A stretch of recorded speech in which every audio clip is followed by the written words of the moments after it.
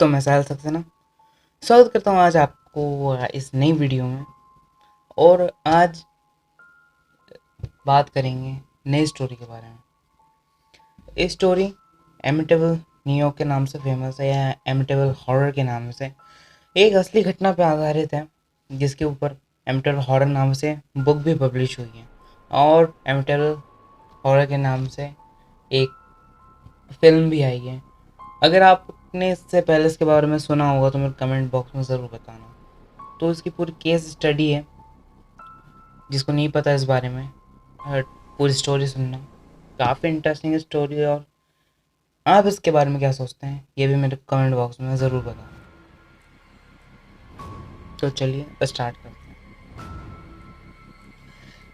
The एमिटेबल horror नामक किताब लिखी गई है जो सितंबर 1977 में पब्लिश करी गई थी। किताब के लेखक उसे एक सच्ची घटना पर आधारित बताते हैं। किताब में एक घर के बारे में लिखा गया है जो श्रापित हो गया था। बुक पैरानॉर्मल एक्सपीरियंस को दर्शाता है। 1979 को इस बुक पे एक मूवी भी रिलीज हुई थी। किताब के अनुसार और सत्य उस घर का इतिहास था। नवंबर 13, 1974 में रोनाल्डो डिफो जूनियर ने अपने ही परिवार के 6 मेंबर्स का गोली मार के हत्या कर दी थी, जिसमें 43 ईयर्स से 9 ईयर्स तक की सारे मेंबर्स शामिल थे। उसके परिवार में उसके माता पिता और 4 बच्चे थे। रोनाल्डो ने सभी की हत्या रात में की थी। हत्या खेत में जानवरों को भगाने वाले राइफल से की गई थी। रोनाल्डो के माता पिता को 2 बार फायर करके मारा गया था, जबकि उसके बच्चों को एक शॉट में ही मार दिया गया था। मारने से पहले उसकी माँ और उसके 13 साल की बेटी गोलियों की आवाज़ से जग गए थे। हत्या के बाद रोनाल्ड घर के बाहर आकर चिल्लाने लगा था। रोनाल्ड ने इसका इल्ज़ाम हिटमैन यानी कि जान से मारने वाले इंसान पर लगाया था और ऐसे ही हर बार पुलिस उससे पूछताछ करती थी तब वो नई कहानी बता देता था। लेकिन कुछ ही दिनों में उसका ये झूठ पकड़ा गया, जिसके बाद उसने अपना गुनाह कबूल कर लिया। उसके बनाए बयान के अनुसार उससे हर वक्त कोई अपने परिवार को मारने के लिए कहता रहता था। वो बोला कि ये एकदम जल्दी से हो गया। जब ये एक बार शुरू हुआ तब ये थमने का नाम ही नहीं ले रहा था और न मैं रुकना चाहता था। उसके बाद कोर्ट ने उसको 25 साल की उम्र कैद दे दी। लेकिन दोस्तों, कहानियाँ ख़त्म नहीं होती। एमिटेबल अभी भी वही न्यूयॉर्क में ही है। मर्डर के बाद एमिटेबल कई महीनों तक बंद रहा, लेकिन दिसंबर 1975 को जॉर्ज और कैथलीन ने वो घर खरीद लिया, क्योंकि उस वक्त उस घर की कीमत बहुत ही कम थी। उस घर में 5 बेडरूम, एक स्विमिंग पूल और एक बोट रूम था। कैथी पहले ही मैरिड थी। जॉर्ज से उसकी दूसरी शादी हुई थी। कैथी के पहले से पति से 3 बच्चे भी थे। उनके पास एक कुत्ता भी था जिसका नाम था हैरी। जिससे यह घर खरीदा गया था, उसने पहले ही जॉर्ज और कैथी को वह 6 मर्डर के बारे में बता दिया गया था, लेकिन दोनों की ज़रूरत के हिसाब से और पैसे की कमी की वजह से उनको वह घर लेना ही पड़ा। घर की कीमत उस टाइम पे $80,000 थी, यानी कि अभी के हिसाब से देखें तो करीब 55 लाख रुपए। घर में वही पुराना वाला फर्नीचर रखा गया था, क्योंकि जॉर्ज उसके अलग से पैसे दिए गए थे, मतलब जॉर्ज नास्तिक था, इसलिए उसने वहाँ पर कोई भी पूजा नहीं करवाई। पर केथी काफ़ी ज़्यादा धार्मिक थी और इसलिए उसने चर्च में जाकर एक फादर को बुलाया, फादर रॉल्फ, जो एक जज और फिजियोथेरेपिस्ट भी थे। जब फादर ने होली वाटर यानी कि पवित्र जल फेंका, तब फादर के कान में एक अजीब सी आवाज़ आने लगी, गेट आउट। लेकिन यह बात फादर ने तब किसी को नहीं बताई। उसके अगले ही दिन फादर ने जॉर्ज को बाहर बुलाकर कहा कि कुछ भी हो जाए, लेकिन घर के दूसरे माले को कभी मत खोलना, क्योंकि वहाँ से काफ़ी ज़्यादा अजीब आवाज़ें आ रही थी। उसके कुछ ही दिन बाद फादर को काफ़ी ज़्यादा बुखार आ गया। पहले जॉर्ज और केथी को उस घर में कुछ भी अजीब नहीं लगा, सब नॉर्मल रहा था। लेकिन उसके कुछ ही दिन बाद जो हुआ वो काफ़ी ज़्यादा डरावना साबित हुआ। जॉर्ज जब हर रात 3:15 को जग जगकर बोट हाउस में जाकर कुछ चेक करने लगा था। 3:15 वही टाइम था जब रोनाल्ड ने वही 6 हत्या की थी। उस घर में लाखों की तादाद में कीड़े मक्खियाँ पड़ने लगी थी, जबकि तब ठंड का मौसम था। एक दिन केथी रात में उठकर उसके बच्चों को देखने चली गई थी। तब उसको यह दिखी कि उसके 3 बच्चे उसी पोजीशन में सोए थे कि जब रोनाल्ड ने उसके बच्चों को मारा था। केथी को लगा कि कोई उससे गले लगाकर उसे प्यार कर रहा है।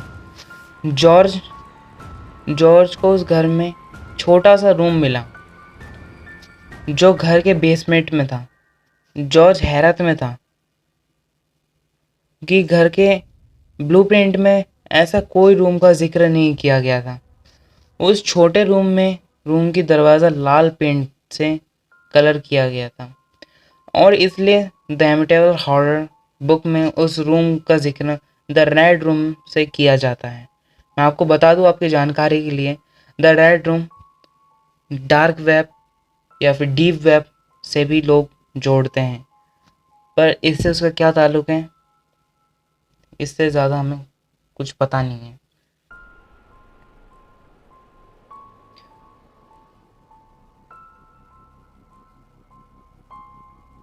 जॉर्ज का डॉग हैरी तो काफ़ी ज़्यादा डरता था उस रूम में जाने से।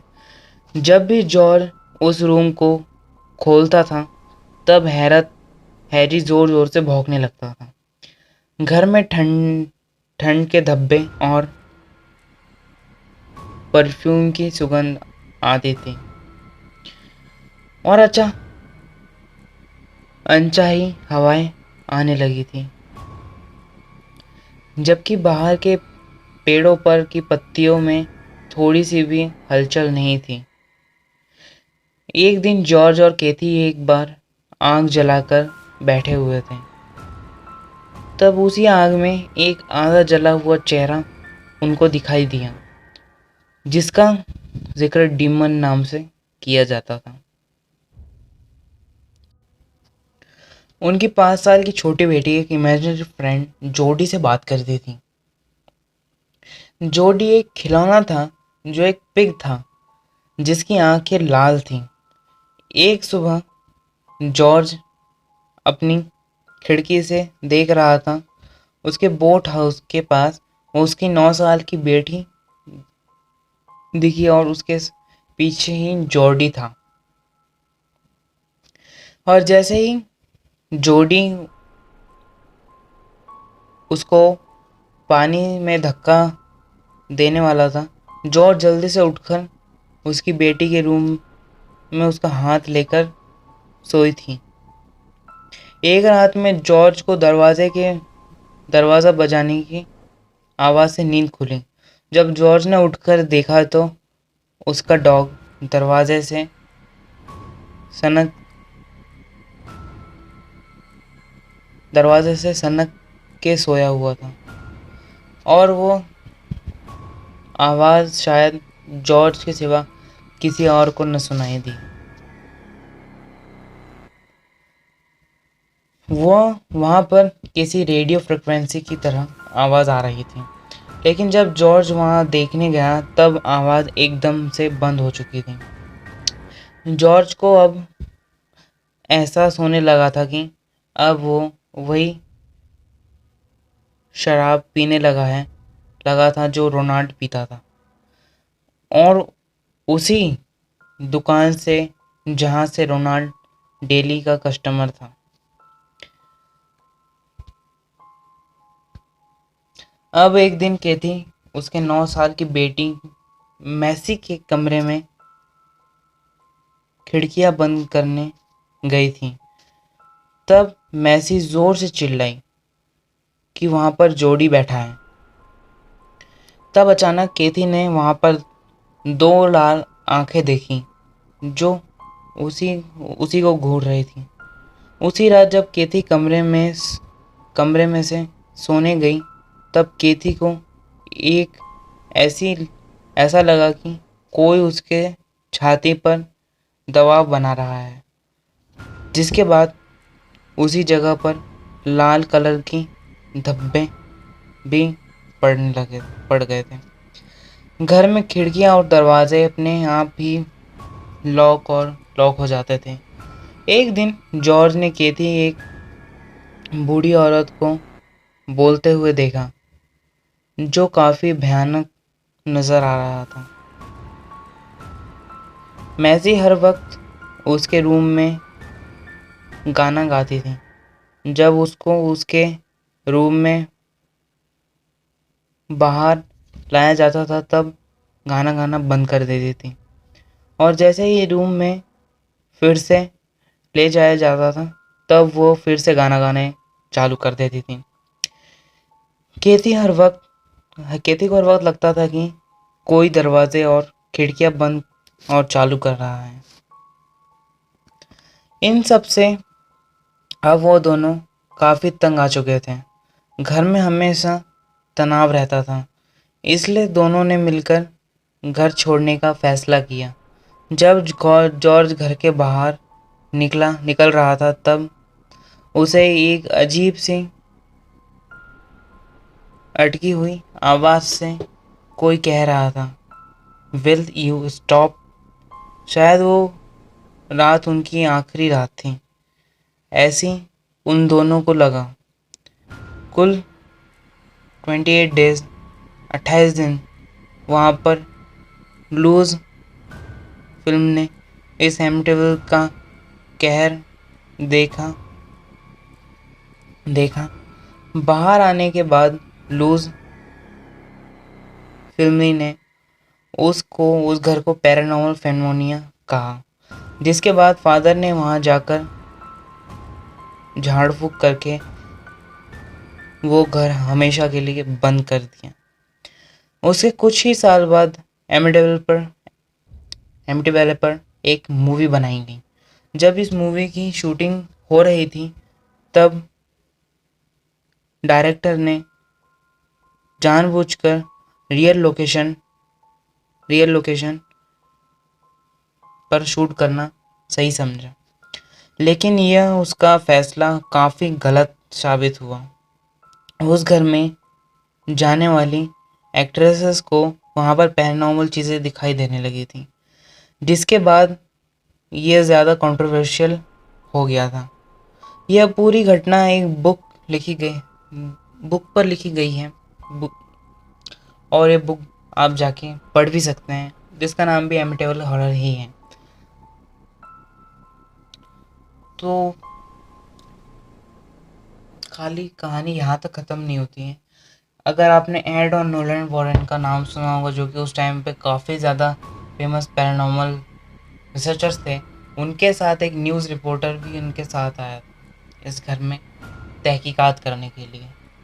और एड एड जो था लोरेन का हस्बैंड, उसको एक अजीबोगरीब शक्ति ने धक्का देकर वहाँ से, मतलब जब वो घर में गया था तब उसको किसी अनजान शक्ति ने धक्का भी दिया था, जिसकी वजह से उसको थोड़ी चोट भी लग गई थी। और नोरन उसकी वाइफ, उसको काफ़ी ज़्यादा पैरानॉर्मल चीज़ें वहाँ पे दिखाई देने लगी थी। तो इस अगर आप मूवी देखना चाहते हैं तो आप जाके गूगल प्ले स्टोर पे भी देख सकते हैं, या फिर आप जहाँ पे भी चाहे टोरेंट वगैरह से जाके देख सकते हैं। मूवी भी काफ़ी अच्छी है, काफ़ी ज़्यादा हॉरर मूवी, अच्छी मूवी बनाई गई है इस पे, क्योंकि रियल लोकेशन भी है उसमें। और अगर आपको वीडियो अच्छी लगी तो प्लीज़ लाइक और शेयर करना। अगर आप चाहते हैं ऐसी वीडियोस आपको मिलती रहे हॉरर रिलेटेड, तो आप चैनल को सब्सक्राइब करके बेल आइकन नोटिफिकेशन दबा दीजिए, ताकि आपको ऐसी वीडियोस जल्दी से जल्द मैं जैसे ही अपलोड करूं आप तक पहुंच जाए। Thank you.